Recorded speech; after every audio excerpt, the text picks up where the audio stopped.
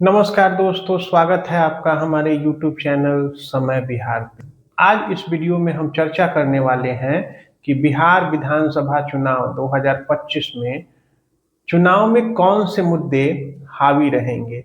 वे कौन से मुद्दे होंगे जो विपक्ष जनता के बीच में लेकर के जाएगी वोट मांगने के लिए। देखिए, जो सबसे प्रमुख मुद्दा इस चुनाव में हावी रहेगा वो बेरोजगारी का होगा।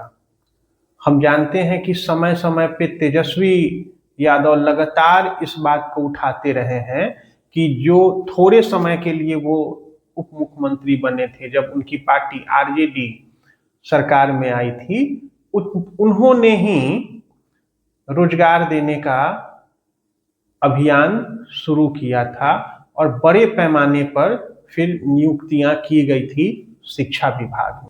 इस चीज को लेकर के वो लगातार जनता के बीच में जाते रहे हैं कि मैं फिर से अगर आऊंगा तो युवाओं को अधिक से अधिक नौकरियां देने का काम करूंगा। उन्होंने लगातार वादा भी किया है। देखिए, उनका लगातार इस बात का कहना है कि जैसे उन्होंने थोड़े समय में ही उतने युवाओं की नियुक्तियां की शिक्षा विभाग में, तो इस बार अगर उनकी सरकार बनती है तो वो बड़े पैमाने पे विभिन्न विभागों में युवाओं को जगह देंगे, विभिन्न विभागों में युवाओं को नियुक्त करेंगे। बात करते हैं दूसरे मुद्दे की, जो इस विधानसभा चुनाव में जोर शोर से विपक्ष के द्वारा उठाया जाने वाला है। देखिए, ये मुद्दा होगा अपराध नियंत्रण का। इंडिया ब्लॉक का लगातार नीतीश कुमार पे हमला होता रहा है अपराध के बढ़ते ग्राफ को लेकर के। इंडिया ब्लॉक की पार्टियों का लगातार कहना है कि जब से नीतीश कुमार अस्वस्थ हुए हैं, उनके स्वास्थ्य में गिरावट हुई है, तब से प्रशासन पे उनकी पकड़ कमजोर पड़ती गई है और कहीं ना कहीं पुलिस विभाग जो है वो अपराध नियंत्रण करने में फेल साबित हुई है। ये दिखता भी है, ये दिख भी रहा है, क्योंकि विभिन्न जिलों में जो आपराधिक घटनाएं घटी हैं, आप देख सकते हैं कि उसमें बेतहाशा वृद्धि हुई है। तो ये जनता की सुरक्षा से जुड़ा हुआ मामला है और कहीं ना कहीं जब वोट मांगने जाएंगे तो इंडिया ब्लॉक की पार्टियां इस मुद्दे को लेकर के लगातार हमलावर रहेंगी इस इलेक्शन में, इस चुनाव में। एक और बात जो लगातार उठाया जाता रहा है, जब से शराबबंदी की नीति बिहार सरकार के द्वारा नीतीश कुमार के ही नेतृत्व में शराबबंदी की नीति लागू की गई थी। उस समय आरजेडी के साथ उनकी सरकार थी, साल 2015 की बात है। जितने जोर शोर से इस नीति को लाया गया, शायद उतने ही अच्छे तरीके से इसे लागू नहीं करवा पाई नीतीश सरकार। और इस वजह से जो दुकानें पहले हुआ करती थीं कि चौक चौराहे पे शराब की दुकानें हुआ करती थीं, वे दुकानें तो बंद कर दी गई, लेकिन होम डिलीवरी, शराब की होम डिलीवरी शुरू कर दी गई। और इस चीज से जनता में तो रोष है ही।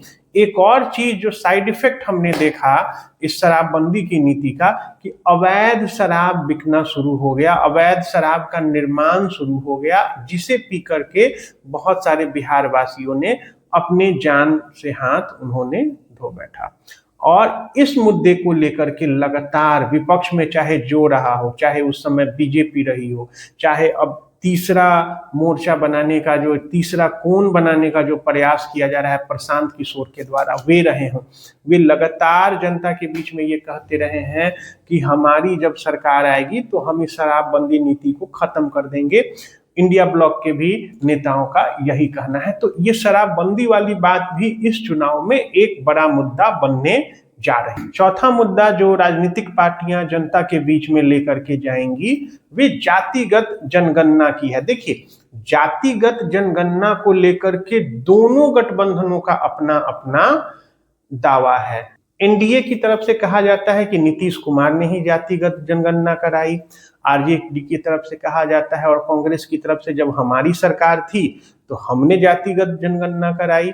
हालांकि इस जातिगत जनगणना का विरोध बीजेपी में भी नहीं किया था, जो उस समय प्रमुख विपक्षी पार्टी थी, उन्होंने भी नहीं किया था। लेकिन कहीं ना कहीं इस मुद्दे को भुनाने का पूरा प्रयास करेगी आरजेडी और कांग्रेस की। देखिए, ये हमारी ही देन है कि आज बिहार में किस जाति की कितनी संख्या है ये पता हो पाया है, और हमारी सरकार आती है तो उस संख्या को ध्यान में रख करके हम विभिन्न जातियों के लिए विकास का, उनके डेवलपमेंट का एक प्लान, एक नीति लेकर के आएंगे।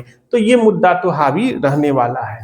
और पांचवा मुद्दा जो इस चुनाव में हावी रह सकता है वो है वोट चोरी का। देखिए, हमने देखा कि कांग्रेस पार्टी के लीडर राहुल गांधी बिहार में आकर के विभिन्न विधानसभा क्षेत्रों का वो दौरा करते हैं और बहुत जोर शोर से इंडिया ब्लॉक के तरफ से ये चीज उठाया जाता है कि एसआईआर सर्वे जो कराया गया है, मतदाताओं का जो मतदाता सूची का रिवीजन कराया गया है, बहुत सारे नामों को कटाया गया है, बहुत सारे नामों को जो काटा गया है, वो कहीं ना कहीं वोट चोरी से जुड़ा हुआ मामला है। और बीजेपी जो दल है वो कहीं ना कहीं इस चुनाव को प्रभावित करना चाहती है मतदाता सूची से मतदाताओं के नाम को काट करके।